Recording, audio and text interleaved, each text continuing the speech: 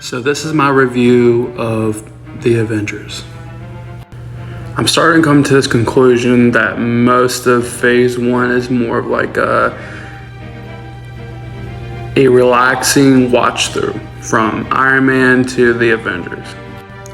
I remember going to see this movie in IMAX on the big screen, one of the big ones, and I remember how fun it was. It was my first time experiencing like a theater, full of people cheering on, kind of reacting to what was going on, from,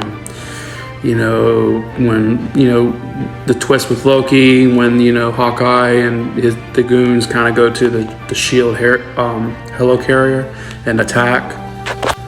Man, I can't tell you that moment when all of them are like, in a circle, like looking upon, the Chikari, in New York City, and they're like taking a camera and going around them. I can tell you, there was hand claps. I mean, it was just I thought the theater was like shaking, how much of an uproar it was, in a good way.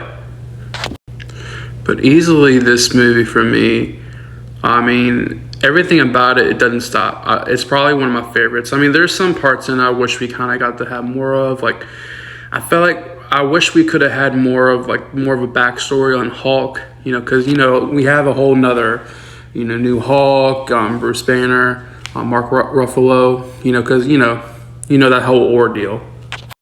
And I wish we had more time between Thor and Loki, just to see that play out a little bit more.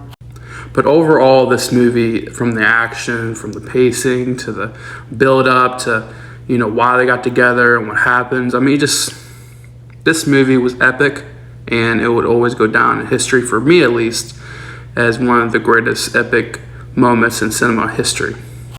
Because we can't realize it today, or we don't think about it, but back then, it was unheard of to have a movie like that happen, and it to be that big and did what it did. That movie set a precedent for everything going forward. Everything. But obviously my standout character for me in that movie was Tony Stark as Iron Man and Captain America.